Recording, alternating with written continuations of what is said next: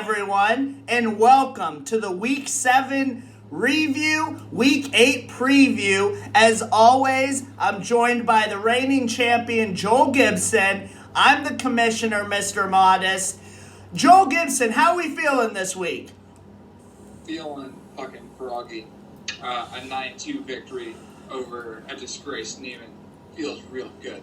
Excellent. And with that, we'll just go right into it. Joel Gibson does, in fact, win. Goes above 500 to move to 4-3. Neiman at 1-6 with 2 top 5 players on his team. I will still emphasize that. That's bad. I don't know, at 1-6, is it possible for him to get back? He needs to go on a winning streak desperately right now. He is tied with Phil right now last time. He is tied with Phil. That is a bummer for sure. Wow, yeah, I just don't know what to do if I'm him at this point. I will say this. There was 2 nights I presume, accidentally sat Anthony Edwards. That is tough. He's all right, that guy. Yeah, Neiman, if you're just going to sit the goose, go ahead and just give him to me. I'll take him. I'm totally... My thoughts. I am totally fine. I'll take him. No problem. That being said, we'll move right along here. Doug loses away at Kyle. There was a day that Doug didn't set his lineups. I'm not sure that it would have mattered in the overall scheme of things. Kyle was awarded a triple-double unfairly, like KPJ. There was a big thing where they came out and they took the rebound away from KPJ. And it just made me laugh because he still got the trip. I believe he was still awarded the triple-double there. Let me just look because I don't remember if they ever corrected it. Not that it matters. I'm just... What if they came back and revoked it? Yeah, that would be... They did. Kyle doesn't have the triple-double anymore. That is fantastic. They took it away from KPJ. ESPN doing the work. I love it. Kyle moves to 7-0. Doug moves to 4-3. Tough loss for Doug, but Kyle's really just beaten everybody this year anyway. So don't beat yourself up too badly. Next matchup was the closest matchup of the week. Literally came down to the last game. Matt takes care of business at Steven. Matt was injured. Steven was injured. Steven without Greek, that's a real problem. He also didn't have OG. McCollum's now dinged up. It's going to be a problem moving forward for Steven with injuries if Greek can't get back, and they're going to be very conservative with him moving forward. That being said, Matt moves to 5-2. Still surprising that he's so far above 500. Steven moves to 4-3. Interesting matchup coming up next week for Steven. We'll get to that in a minute. Next matchup, we've got Cody taking care of business against CJ. Cody is another one that I am really nervous if I'm Cody about these injuries. You have Zinger with a knee. Luka had an MRI this weekend and they wouldn't reveal the results. I didn't even know you could do that.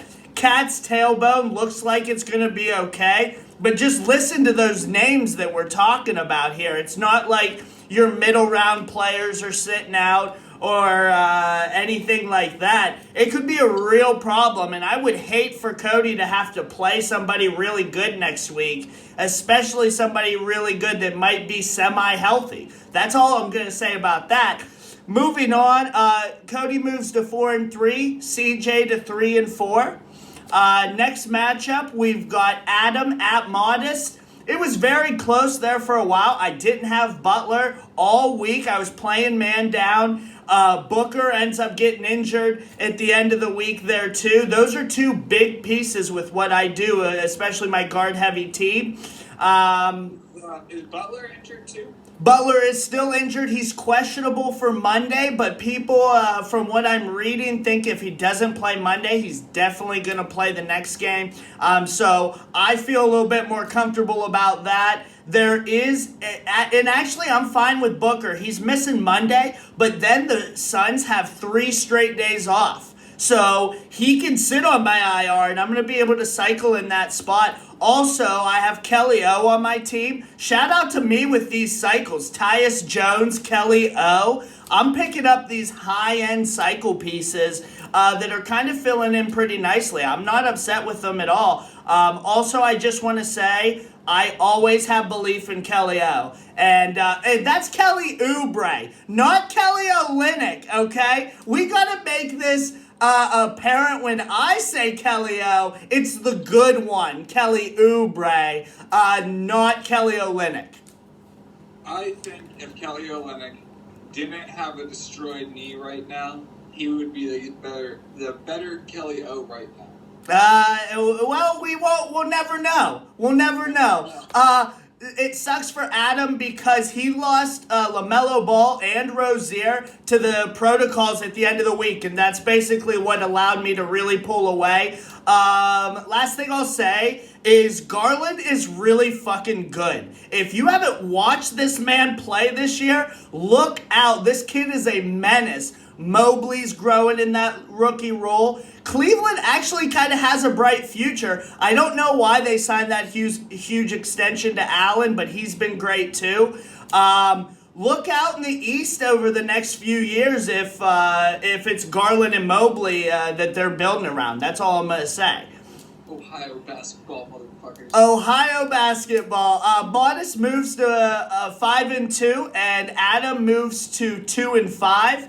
Last matchup, shout out to Phil with his first win in the league over Eric. Eric was really injured this week, but I don't even really care. Phil has been so injured this entire year. Zion's been out. It's been an incredibly rough year for Phil. Just shout out to Phil for getting that first win. Welcome to the real league, my friend. Yeah, I'm just really glad that you took it from Eric. That really warms a spot in my heart. I was about to say, you love that little rivalry you got with Eric. It makes me laugh a little bit too, because that is rough. Eric really needed this win, and Phil's just like, nah. Oh, man, man, I love this league so much. Phil moves to 1-6. That's the same record as Neiman, as you alluded to earlier. Phil and Neiman, if you look at those teams, they in no way should have the same record. Even healthy, as far as Phil goes, I think Neiman's team is drastically better. But, hey, it only counts. Win and losses are all that count. With that being said, we get right into the rankings. Phil at 12. Congratulations on the first win, Phil. I still got to put you here because, like I said, Neiman has 2 top 5 players. If he decides to set his lineups, he might be feeling dangerous. I'm not sure, but Phil also plays Kyle, and I don't think he has a chance at all. Neiman at Matt. I have a little bit more faith in Neiman, and that's kind of why I put him up there. I really, really wanted to put Phil at 11, though. I just couldn't bring myself to do it. Number 10 is Eric. Eric lost to Phil, so I'd put him at the bottom of the 2 and 5s. It doesn't really matter. And he also plays Adam, who I put at number 9. No, that would be, number 9. Both of them are out of the playoff picture right now, so that's a big matchup. Adam's going to be without LaMelo and Rozier at least the first part of the week. So if Eric's even remotely healthy, he could build a big lead, and I think that he probably wins next week, but we'll get into that. But I'm not going to reward somebody that lost to the 0-6 Phil. I'm not going to do it. I refuse. Number 8, just making it into the playoffs, is CJ, 3-4. 500 might get you in this year. As competitive as it's been, I think you might see at least one 500 team get in. Number 7 is Cody. Now, there are 4 teams that are 4-3. So I'm just going to say the order, and then I'll explain why I put them in this order.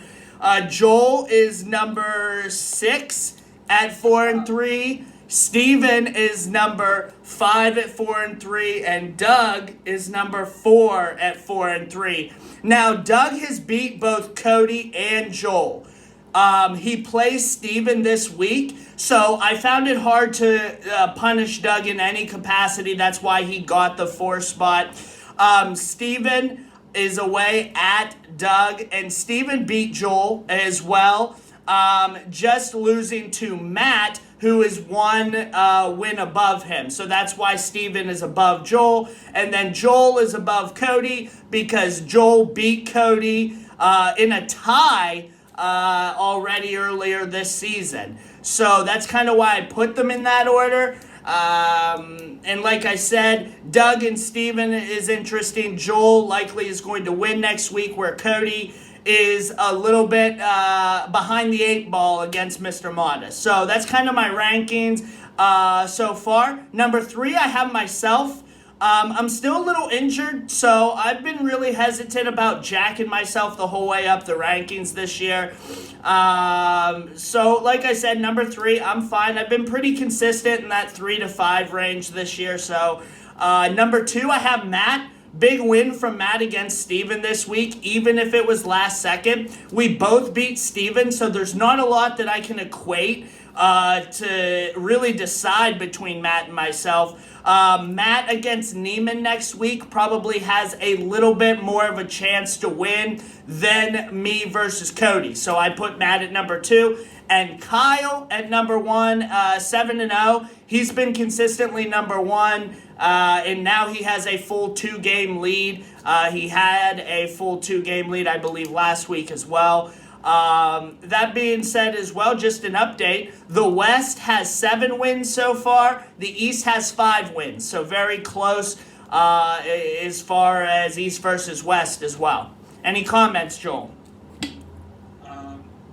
I'm moving up that ladder. Just hear me out. Coming.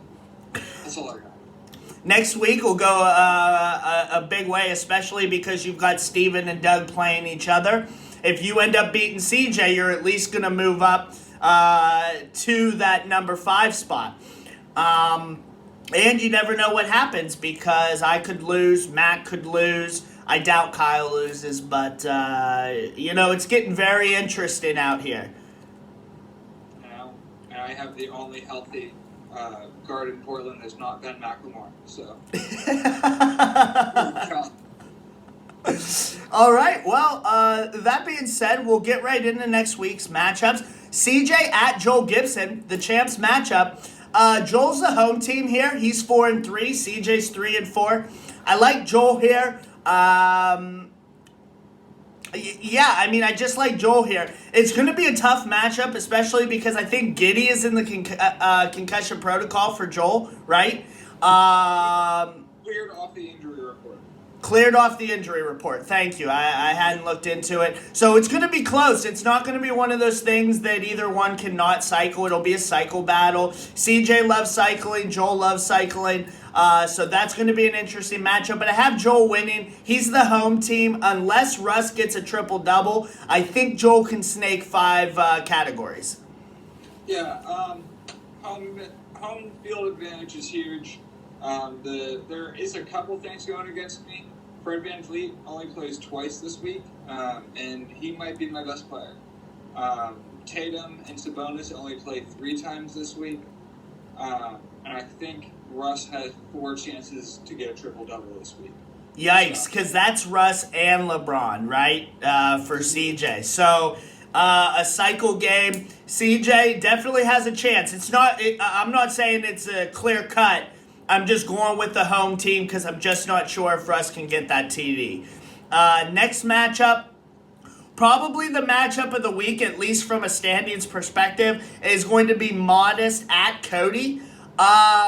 Cody's injured, and we don't know a lot about a lot of his players. If there's any chance that Jimmy gets healthy early in the week, and knock on wood, of course, Booker's also injured, but I'm mostly healthy. Where Cody, we're not sure about Zinger, we're not sure about Luka. I just like me on the road here. Harden didn't get a triple-double this week. So statistically, he's due next week as well. Head to head, I believe that I would have won this week if I remember going through it, but it's very close. It's not, again, not another clear-cut matchup. But if Luka and Zinger are both out to start the week, I will take that over having Jimmy sit. And like I said, Jimmy will definitely be back their next matchup. I'm taking myself here away hesitantly, but I like it. Yeah, I also am going to take you. One player that you didn't mention is Caruso, is also out. He's not huge, but he is, last I looked, the league leader in steals. Yes, absolutely. Especially That's like a with... big category between you guys. Absolutely. That was the one I couldn't think of. I'm like sitting here listing them off in my head. Caruso's the one I couldn't think of. Well, and then if my matchup's not the matchup of the week, the next matchup is the matchup of the week. Steven at Doug. Both 4-3. This could really decide, number one, it could decide East versus West. Overall, at least halfway through. But number two, it's going to be huge down the road with everybody so close. I'm picking Doug at home here, and here's why. Steven has Greek, McCollum, OG that we don't know about as far as injuries go, where Doug is basically healthy. Mason Plumlee's the only one on the IR. Doug had a little lineup problems this week. I don't think he has that problem this week. And based on the injury to Greek, I don't see Steven getting a triple-double even if Greek does play. So I like Doug. Caruso being out also increases all of Doug's Bulls. They're just going to have to pick up more time. So I like Doug at home here. Yeah, I'm picking Doug too. Even his like end of roster guys are pretty sharp right now, just due to injuries and shit like that. So it's tough for Steven. If Greek isn't playing for you, you're probably not winning, and that's not an insult. It's just that Greek is fucking awesome. So yeah, I mean, a big indicator is look at me with Harden at the end of last year. If you don't have your top 5 player, we can argue top 7 player, fine, depending on your build, whatever. If you don't have one of those guys, it is so hard for you to make up, even if you're cycling every day. And when you have Doug, who has all of his big guys, or his early picks and stuff like that, and they're playing well, it's tough to beat. So, like I said, I'll be taking Doug at home here. Next matchup is Neiman at Matt. If Neiman is not eliminated now, I think that another loss against Matt might just eliminate him altogether because there's 16 weeks. If he moves to 1-7 after halfway through the season, he literally will have to win 7 of his 8 next matchups just to get to 500. And 500 does get you in, but also is 500 enough?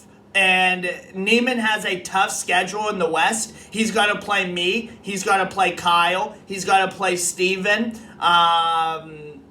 CJ is no slouch. Eric, bottom of the barrel. We don't talk about Eric. But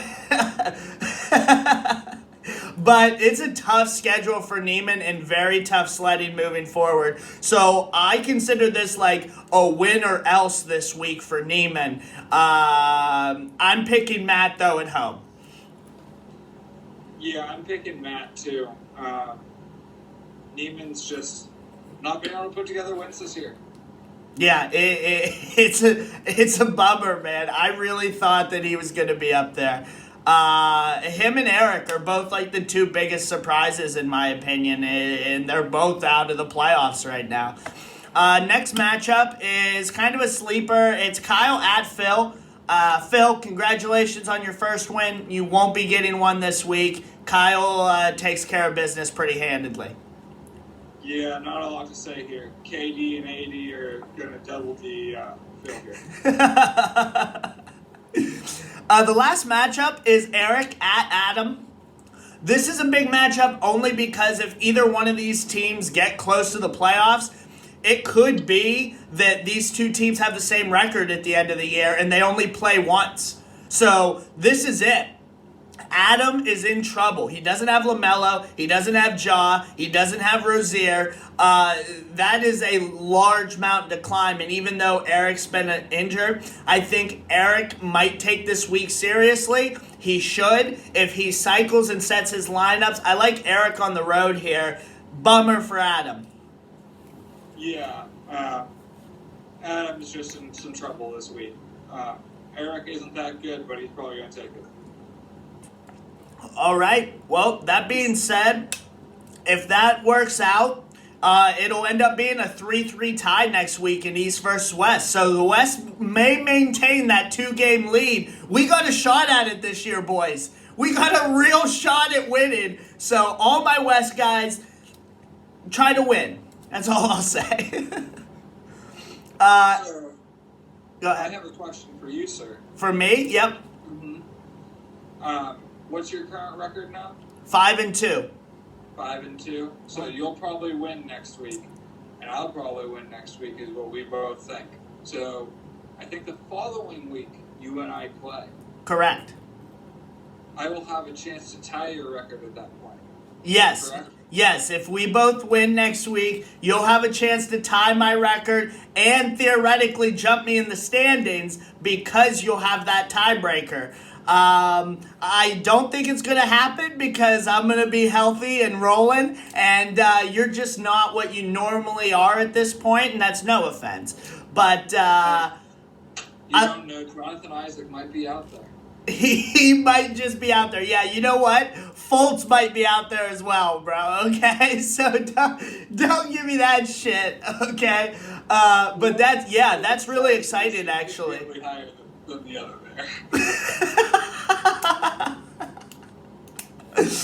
All right, well, I think that's it for this week. Unless there's anything else from you, shout out to everybody that won. If you guys have corrections to my standings, I'd love to argue about them. I think that I give pretty rational ideas on why I put everyone there, but I'm more than willing to have an open debate about it. So go ahead. I'm ready. Anything else, champ? No, I'm good, dude. Good luck to everyone this week. Absolutely. Good luck to everyone, and we'll talk next week. Later. Sounds good.